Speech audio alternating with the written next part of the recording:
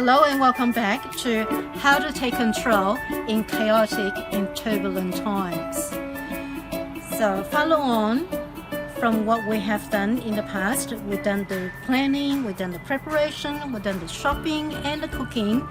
Now we're thinking of, just in case, if you have elderly or older generation in your family that you need to care for them.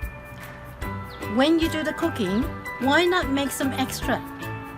So you can also provide them with not only the food, but also because of the social distancing, you can actually maintain that human interaction that elderly people really need, isn't it? So when you cook the extra, keep in mind that you need to incorporate some more nutrients in it so that through the food that you cooked, provide them with certain level of immune system boost so they will be kept from harm's way.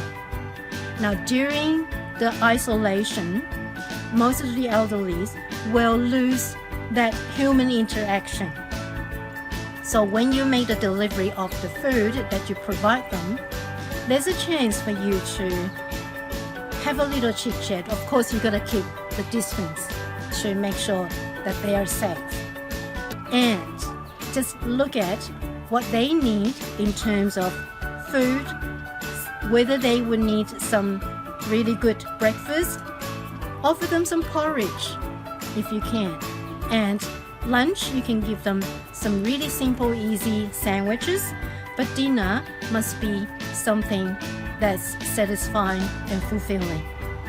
When you're with them, just find out what is their need if you can provide them, and let them know that they're in your thoughts and you will care for them, and maintain that relationship is so important, isn't it?